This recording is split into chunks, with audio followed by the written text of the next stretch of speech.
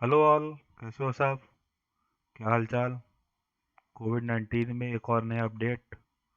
कुछ लोगों के पास फ़ोन आ रहे थे कि ईसीआर तो भर दिया लेकिन 24% का बेनिफिट नहीं मिला। आपका बताया हुआ तरीका सही था लेकिन क्यों नहीं मिला इसको समझना पड़ेगा। मैंने अपनी कुछ वीडियो और भी रिलेटेड बनाई है जिसको मैं लास्ट में रिलेट करूँगा और आप लोग को इसके लिए काफ़ी बेनिफिट मिल सकता है। तो लास्ट तक टिके रहिएगा ताकि आपको इस चीज़ का नया अपडेट मिल सके कि मैं जिस अपडेट की बात कर रहा हूँ वो क्या है। तो जैसे कि मेरी हेडलाइन बता रही है आज की कि मार्च के ईसीआर में नहीं मिला 24% का बेनिफिट पीएमजी की वही में।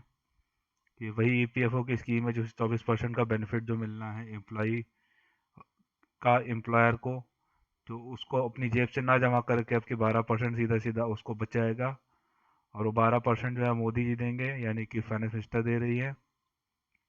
बाकी 12% जो एम्प्लॉई कट जाता था वो उसको पूरी सैलरी मिलेगी। और जो बचा 12% जो उसको जमा करना होता है उसकी लाइबिलिटी भी गवर्नमेंट ने खुद अपने लिए ले ली है। तो एक बहुत बड़ा मूव था, लेकिन कुछ लोगों का फ़ोन आ रहा था कि मार्च में ईसीआर नहीं मिल रहा है। तो उसके लिए क्या करना चाहिए, आइए कुछ देखते हैं अपडेट इससे रिलेटेड। जो मेरे पास स्लाइड है इसकी, तो अगर आपको मेरा स्टफ, मेरी ट्रिक्स, मेरी सब तरीका बताने का अगर आप लोगों को समझ में आ रहा हो तो प्लीज़ चैनल सब्सक्राइब करिएगा। और कई लोगों को आगे प्रमोट करिए ताकि छोटी मोटी ट्रिक्स जो हैं, जो कुछ ऐसे क्वेश्चन होते हैं जो आप किसी से नहीं पूछ सकते लेकिन आपको उसका आंसर जानना बहुत ज़रूरी है, तो मैं उसी तरीके क्वेश्चन उसी टिप्स पे काम कर रहा हूँ। तो आइए शुरू करते हैं आज की स्लाइड। जैसा कि मैंने कहा कि मैं आपको बताने वाला हूँ कि इसमें क्या कैसे हो रहा है, क्यों नहीं मिल रहा है, क्या रीज़न है। तो ये मैंने दो लोगों के मार्च का ईसीआर जमा कर चुका हूँ जिसमें मैंने उनका बेनिफिट दिलाया है। लेकिन अब उसको समझने के लिए कि क्यों नहीं मिल रहा है, तो आइए उस चीज़ को समझ लेते हैं। तो सबसे पहले बात करते हैं इसी की पीएमजीकेवाई बेनिफिट की। इसमें एक थोड़ा सा इन्होंने ये भी चीज़ कह रखी थी, ये बेनिफिट उसी को मिलेगा जो P M R P Y में पहले से रजिस्टर्ड ना हो। यानी कि अगर जो उसको पहले उससे बेनिफिट ले रहे हैं तो डबल बेनिफिट तो मिलने का कोई मतलब ही नहीं बनता है। तो ये जो मेरे पास स्लाइड रखी हुई है इसमें कुछ चीज़ें जानने वाली हैं, आपसे रिलेटेड हैं। अगर यहाँ पे कोई भी एरर होगी तो ये रीजन कोड यहाँ पे दिया हुआ है, ये रीजन कोड यहाँ पे मेंशन हो जाएगा। अगर रीजन कोड यहाँ मेंशन है तो आप इससे समझ सकते हैं क्या है। मेरे पास एक स्लाइड और है जिसमें ये दिख जाएगा। पहले हम एक एक करके रीजन कोड पे बात कर लेते हैं। जैसे कि यहाँ पे रीजन कोड पहले की बात करें तो उसकी सैलरी जो है 15,000 के ऊपर है तो उसको नहीं मिलेगा। कुछ मिसमैच हो गया हो पीएफ पीएस की वेजेस में तो नहीं मिलेगा, यानी वही 15,000 के ऊपर वाले मिसमैच आता है ज़्यादातर। जो कंट्रीब्यूशन की जो चार्ट जो बनाया गया था उसमें जो एक्सेल फाइल जो बना के अपलोड करनी होती है उसमें कुछ प्रॉब्लम होगी। तो इसी तरह करके सब कुछ इसमें देख करके है। जो लास्ट वाला जो है वो आपके काम का है जिसमें लिखा हुआ आधार नॉट सीडेड। आपको मेन चीज़ इसी पे ध्यान देनी है कि आधार क्यों नहीं सीड है, रीज़न बिहाइंड क्या है। और ईसीआर फाइल करने से पहले पहले आप ये चीज़ ज़रूर चेक कर लीजिए कि आधार सीडेड है कि नहीं, क्योंकि वन टाइम अपॉर्चुनिटी है ईसीआर का बेनिफिट लेने के लिए। अगर हम दूसरा ईसीआर अपलोड करेंगे तो वो वहाँ पे उसको नहीं लेगा, फ़ायदा आपको नहीं मिलेगा। इन्होंने आप पे सबसे पहली कंडीशन यही लगाई कि हम पहले ईसीआर को ही वैलिड मानेंगे, हम दूसरा ईसीआर को वैलिड नहीं मानेंगे। अब आइए आपको दूसरी स्लाइड दिखाते हैं जहाँ पे एरर मुझे मिली है।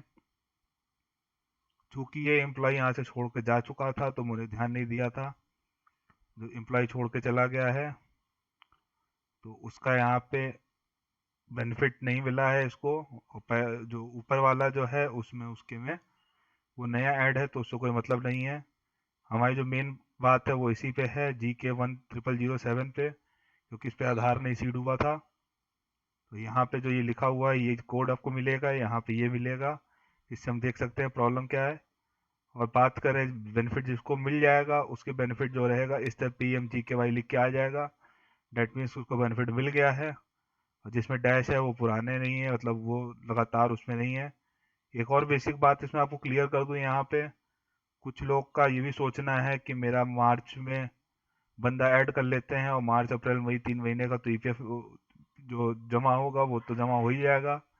तो ये चीज़ ही पॉसिबल नहीं है, ऐसा नहीं हो रहा है। अगर आपका बंदा फरवरी तक एक्टिवेट है तो भी उस आपको बेनिफिट मिलेगा, नहीं तो उसका बेनिफिट आपको नहीं मिलेगा। तो आइए अब आगे चलते हैं इसमें। तो सबसे पहली चीज़ अब आपने क्या देखी कि इसमें जो है आपको जो 24% का बेनिफिट मिलना था, जो मेन प्रॉब्लम है आधार सीड ना सीड होने की, तो उसके लिए क्या करना चाहिए, तो मैंने यही लिखा, so what to do then. अब सीधा इसका एक तरीका यही है कि जो मैंने आपको बता चुका हूँ, इसको मैंने वीडियो बनाई थी कि आधार कैसे सीड होगा, क्या करना है। तो मैं उस वीडियो का सजेशन यहाँ पे दे देता हूँ, लास्ट में सजेशन आपको क्लिक मिल जाएगा। साफ साफ लिखा हुआ है कि सिर्फ और सिर्फ आधार सीड कैसे हो सकता है इस समय, उमंग ऐप के थ्रू हो सकता है, क्योंकि जो एम्प्लॉयर है वो डीएससी उनका कहाँ है पता नहीं, लॉकडाउन का टाइम है, कुछ लोग उनके ऑफिस में है, कुछ लोग उनके प्रोफेशनल के पास है, तो उसको लाना को पॉसिबल नहीं है। तो इसीलिए आप लोग को मैं कह रहा हूँ कि सबसे पहले उमंग ऐप से लॉग इन कर लें।